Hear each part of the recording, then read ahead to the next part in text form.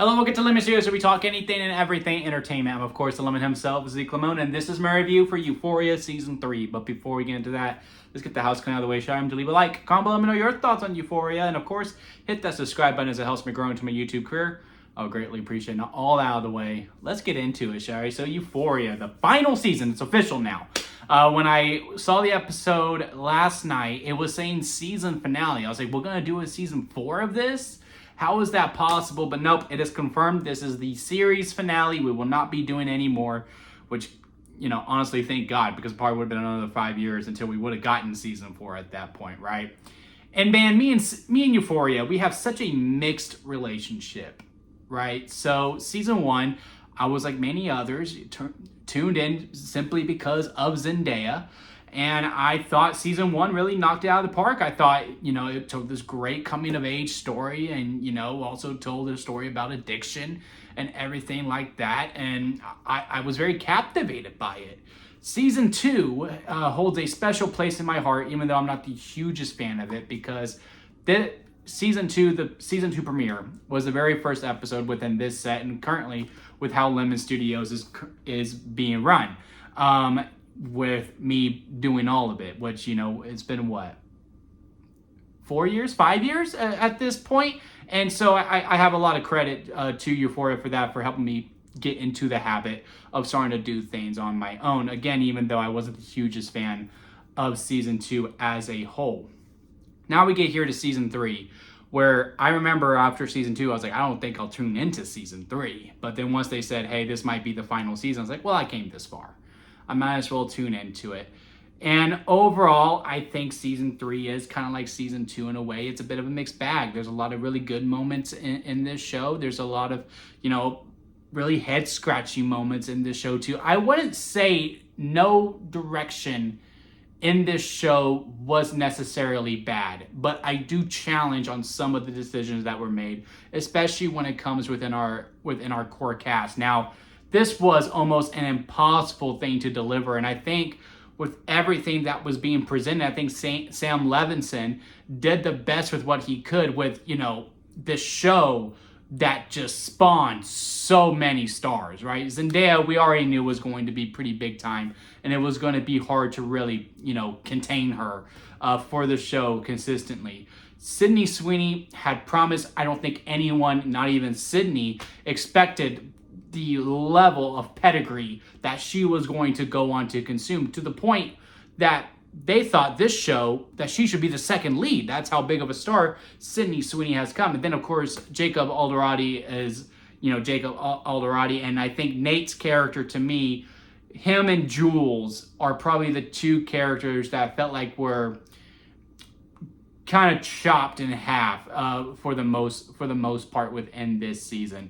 Now, obviously, we didn't get any Cat this season, which we kind of expected going into it.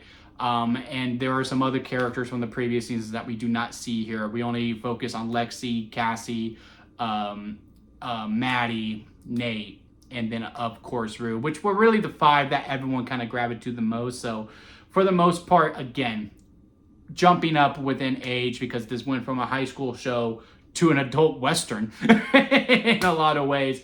Again, I think they did the best with what they were given. So within that, we are going to talk about some of the character arcs within it, and then kind of wrap it up when it comes to the whole entire show as a whole once we get to Rue, right? Because it is Zendaya's show, first and foremost. As, again, Jules, she wasn't really in this season a whole lot. We saw her a little bit in episode 1, I believe. I think episode 2, or it was episode 3, where I think we got the most of her. And after that, again, she just slowly deteriorated as we went on. And then as we got to the end, there was a lot left on the bone when it came to Jules for me. And I think there was a lot of opportunities to do so over there. Nate, again, as well, I don't know if this was just due to scheduling, because, again, Jacob was one of the 3 that really was, catapulted all the way through. And, they were able to get Sydney locked in, and they were able to get Zendaya. But Jacob, it really did feel like they filmed all of his scenes within a day for the most part. And I always thought Euphoria was always at its best, where it is Rue is our main good person, and then there's the people that affect her, her mom, her sister, Lexi, Jules. There's that kind of group. And yes, they intertwine with other characters, but there's that core group. Then there's Nate, our antagonist, and then all the people that affect him. That's where ours felt like the sweet sauce when it came to it. And I feel like we got most of that when it got to episode 3 within the wedding. During Cassie and Nate's wedding, where I felt like, okay, yeah, this is kind of where the sweet spot is. Even though I don't think the wedding was necessarily the best episode of the season, I think it's up there. I think it's third, if I had to really rank the episodes. But again, I always thought that was the big sweet spot within it, as opposed to this season. Nate gets more accustomed to a supporting role within it, because again, we made more room for Cassie, which I understand. And I think Nate, due to the time jump, is what hurt him the most, because I am going to be a person who is going to have a hot take when it comes to Nate Jacobs, is that this was a guy who was very troubled in high school, who had a lot of privilege, but he was also a kid who had to grow up really, really fast. And I don't recall what their actual age is in season 3. I know they are a couple years out of high school, if I remember correctly from episode 1. I have not rewatched any of the episodes. But when you are a couple years out of high school and you are in your mid-20s and you're starting a business, you are going to settle down, you do actually love this girl that you are with, and you have clearly gone to therapy. You see some of the lines that Nate has, especially when he is with his dad. It was nice to... crap, I can't remember his name. But it was nice to see him again, not that character, but the actor. And, the way that he's like, no, you had some weird things going on, and then, you did this and you did that. I was like, yeah, this is a guy who clearly went to therapy, who was trying to get better. And, he can't erase what he did in high school, but he can try to do things better. And, the conversation he had with Jules as well, I thought that was very interesting to explore. And I really wish we could have had much more opportunities to do that, as opposed to Nate going on this side quest, if you will, of just being tormented the whole entire time, which, yes, a lot of people wanted to see that, and a lot of people enjoyed that. But again, I really, not to say to redeem the animal, but to just have that conversation of, granted, Nate did horrible things. I'm not dismissing that, and I'm not saying we should automatically forgive him, but I do like the attempt of actually trying to show, hey, this is a guy who did a lot of fucked up things, but he is trying to do better, and then maybe he resorts back to those old tendencies as the season progresses. If we could have locked him down a little bit better, to me, that story was more intriguing. Again, I'm not saying Nate should be redeemed and we should all forgive him. No, absolutely not. It's up to the person to decide whether to forgive him or not. But I did appreciate that attempt, and I wish we could have explored that a little bit more, as opposed to later on, he was just talking on the phone with Cassie, and then he gets his finger cut off or his toe cut off, and then, ultimately dying within the end, kind of unceremoniously to me personally. Maddie and Cassie were kind of the co-leads in this. I actually really enjoyed that. I love Maddie as a character. I think out of all of the core ensemble, yes, of course, Rue is number 1, but Maddie and Lexi, to me, are kind of tied in a lot of ways. I really liked the journey these two went on, and I loved Cassie's ending. Cassie, I was really frustrated with throughout the whole entire season. You can look at my TikToks, where as soon as the episodes were over and I was giving my thoughts on just those episodes, God, I could not stand that woman after episode 3, because she was such a brat, in a lot of ways. Like, oh, I want my house, I want this, I want to, I want this type of certain lifestyle, and I want to do this type of business. And, granted, as the season progresses, I mean, she did it. She went on and she got her money. She did it. She crossed any line that she had to do in order to be successful at OnlyFans. So I respect the character of Cassie, but man, the way that she would be complaining to Nate was just really getting on my nerves. And then when we get to that final scene of hers, where she's in the house that she always wanted because she did not want to lose it. Her husband is dead. And you pan out, and all the lights are on, and you can see inside the house. It's shot like a Barbie house, because she says, I think it's in episode 2 and episode 3, goes, I always wanted to live like a Barbie. I wanted to be in my Barbie dream home. I think that's the case of the line. And that she's all alone in it, and you can tell she's crying, I thought again was a very, very fitting, and she got what she wanted, but at what cost? I would have liked this story if we could have kept the love triangle going as it moves into here, because again, the wedding really showed a lot of things where Maddie was still having very conflicting feelings. Was it because she does miss Nate and she does miss that lifestyle? Does she really miss her best friend? And we could have kept that connection going. Then we got to the ending of where we ended up at. And where maybe they had to team up to take on Nate, probably would have been a better story to me. But who was he? Was he just a loan shark? This random guy who was just wreaking havoc on them, and as opposed to that, because every time he would show up on camera, I really could not care less for the loan shark whatsoever. Maddie to me was very interesting this season. Basically turning into a pimp in a lot of ways. Getting Cassie, building her up because she had this with another opportunity girl, but she chose the safe route. But then that led her to go, hey, if I ever get another opportunity doing it, I am going to risk those lines because I know there's a lot more money to be made if I just stick to it. And boy, did she do it. And when Cassie deletes the OnlyFans and Maddie's pissed off at her, and then meeting Alamo as well. Again, Maddie's character arc all the way through. Her ending, a lot of people were saying was really sad. Even the actress herself, Alexa, I believe is her name, saying that it was a very sad ending. I don't see it. At first I thought it was like, man, this is a really sad ending for this type of character. This real boss now has to be a servant to this guy, Alamo. But no, she ends up getting to walk away. I am assuming her and Bishop ride off into the sunset together. I thought there was a natural chemistry and attraction between the two when they first met each other, I believe in episode 6 it was. And the way that he is the one that ultimately saves Maddie in a lot of ways. Again, I think there is a relationship to be blossomed there. Again, if there was a season 4, I would have loved to explore that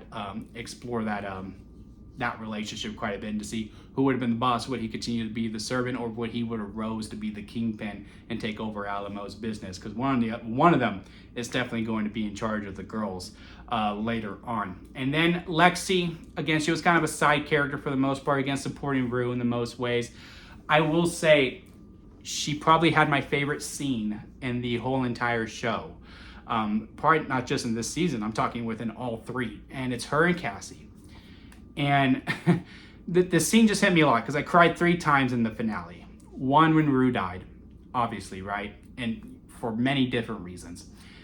The actual ending, because Coleman Domingo is just phenomenal with that prayer. And then it was this scene where Lexi and Cassie is, cleaning her toys. And then Lexi's just on the floor, and, they're just talking. And they're talking about the Bible. And Lexi, as we know, is a very judgmental character. She judges Christians as well because, she's not a believer, because they're so judgmental.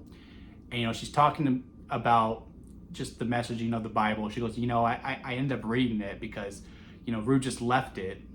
And and I couldn't just throw it out. I didn't want that bad omen. So I just started reading it. And it's actually really interesting, which is what I tell people all the time. Look, I'm a believer. I'm a Christian. My Bible is actually on the coffee table right now. I'm currently in the process of rereading it.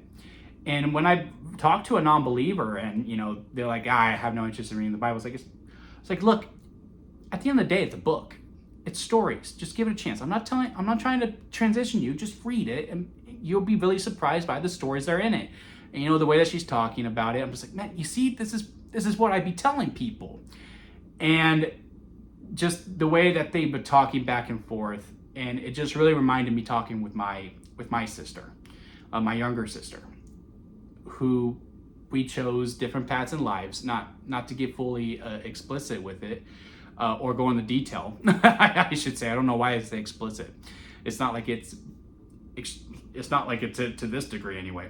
But we chose different paths in life, and I would say overall, I am very much the Lexi, while she was very much the Cassie, as opposed to it comes to edge in life. and we don't have a whole lot in common, but when you can just have those conversations, it just really hit me in a lot of ways, and therefore I was really appreciative. Also, as someone who loves movies, again, that character, I have a again, like, I see a lot of myself within Lexi, whether it be good or whether it be bad. And with her final conversation, again, it really hit me like a ton of bricks. Now, let's get into Rue. We'll just get straight to the ending, right? Because this video is already going super long, and that's the thing when you're doing a whole entire season and you have over 9 hours of content, because the last episode's a fucking movie. Anyway, the choice to kill her off with an hour still left within the finale. And the reason why they did it, because I watched after the episode, I was pissed.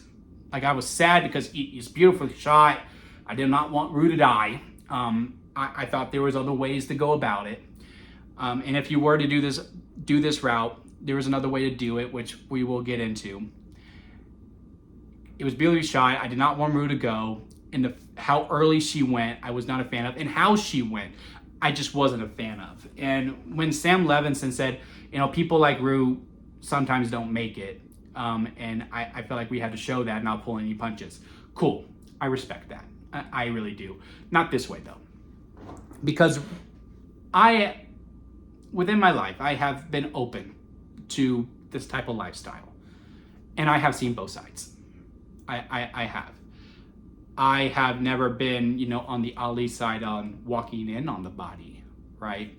But I have gotten the phone call, or I have seen the post on the internet of someone who OD'd, right? And it's never easy, and it's never. It's a really hard process whether you see the body or not, right? And within that, you can kind of not that you can always tell, but Rue was actually making a lot of steps forward, and she was clean for the most part of this whole entire season. She was forced to work with the DEA, but she ended up embracing that because, again, she wanted to do good. And I guess we should have known that this was the ending when they were talking about the Bible story. I can't remember, but Ali even goes like, well, I can't remember the story off the top of my head. Again, it's just so much things to remember to go through. But when they're talking about that story, that person doesn't make it. but they do save the day. The fact that she was, I guess, tricked into overdosing is the one that doesn't sit right with me. If you would have done what you did at the end of season 1, where, it's maybe her and Jules get in a big fight. Maybe she does see her mom again because she did save the day and she won, and her mom still turns her away because Rue still has a whole lot of work to do, because just because you did one good thing doesn't mean you're automatically forgiven for all the bad that you have done, right? And the mom still turns her away, and that's what turns Rue back to relapse. And ultimately, that hurts so much. That is what forces her to, that's the decision that leads her to overdosing. I think that is the better example to show, because I also didn't like that we really didn't get to spend any time with anyone besides really Lexi in that scene with Cassie, of really processing, oh my God, my last conversation with Rue was horrible, and I'm never going to be able to say sorry. And that hurts a lot. And I'm getting emotional because I'm thinking back to some people as well. Again, like I said, with all the positives and all the negatives of Lexi's character, I relate to that character.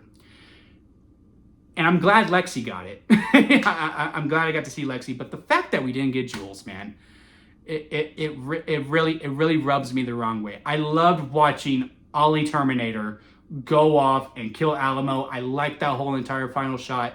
I would have taken 2 hours just to see. I would have liked to see the funeral. And I would have liked to see Jules actually have dialogue as opposed to just painting a portrait, which is a great portrait. Don't get me wrong. It was a good portrait. I understand what the portrait meant. But again, with that character who was really the number 2 lead when it came to the protagonist, hell, before season 2 came out, had her own segregated episode, we didn't even get to see this person process that one of the love of her lives is gone, and the last conversation they had was, I slapped her and kicked her out, pretty much. Like, it just really hurt. Again, that decision, maybe this is how I'm supposed to feel, but I just didn't agree with it. I just don't. Not to say it wasn't the right ending. And again, as we trans over into the second half, if Rue doesn't die early, I don't get that scene with Lexi and Cassie, which I'm really glad I got.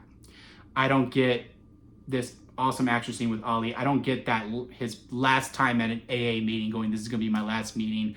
And sure, it was a little bit preachy about how kids are able to get to these narcotics very easily. Yeah, it was a little bit preachy. Still a good scene. Again, it's Coleman Domingo. You know what I mean? And then that final scene in Texas, and he finished her story. It was, it was nice to see. I liked seeing that. I just wish we would have got a little bit more. I'm going to go ahead and wrap it up here because we're already going 20 minutes, but I really probably could go another 20 with how this season went. Again, I didn't expect to feel as much because, I wasn't excited for every Sunday. You know what I mean? Because, like, I was like, okay, Euphoria on Sundays, I got 8 o'clock. Man, but, you're going to live in this world of dread. It's just going to hurt. But, I could have gone to Alamo. I really liked the character of Alamo. It was a bad guy. I had a lot of fun watching. But, man, it was very satisfying when he died, too. But, again, I was watching with the intent that season 4 may be happening. I was like, oh, man, we could have made him Thanos, Like, this is a guy that you could just keep watching because, again, the performance is amazing and it's a really interesting character. But since it was the series finale, yeah, the dude had to go, and it was very, very satisfying to see. His whole backstory was really interesting as well, too. You kind of understood where he was coming from. Faye and her boyfriend just getting away, not a huge fan of that either. Again, while I was watching, I was like, well, this may be season 4. I guess that's something to explore. Nope, they just get away. Okay, cool. But yeah, overall, the season was fine. Not my favorite of the series. It's probably my second favorite. I enjoyed it more than season 2, for sure. The finale, the penultimate, and the wedding were probably my top 3. That with maybe episode 6, it really picked up in the second half when they realized, okay, this is what we really want to focus to do, and really locked in on that. It was really, really enjoyable. On the second half. The first half, again, with the whole reintroduction of the age jump and everything that was going on over there, that was where it was a little hard to watch in some places because they were doing multiple things. Once the story actually locked in after episode 3, I think the season overall elevated, which moves it past season 2, but no, it does not pass season 1, where it was hitting on all cylinders in a lot of ways. But yeah, those are my thoughts on Euphoria season 3. What part of them? Again, I probably could go another 20 plus talking about it. But yeah, sorry if that got a little preachy towards the end there. But yeah, it really hit me a certain way when once Rue died, which is probably what the intent was of this season. But yeah, comment below, let me know your thoughts on this season. Leave a like if you made this far in the review. I do greatly appreciate it. Again, it was a long one, especially with my rambling. And don't forget to squeeze the days, guys, because life is too short not to give your all. So squeeze every opportunity that you can. Until next time, I'll see you here at Lemon Studios.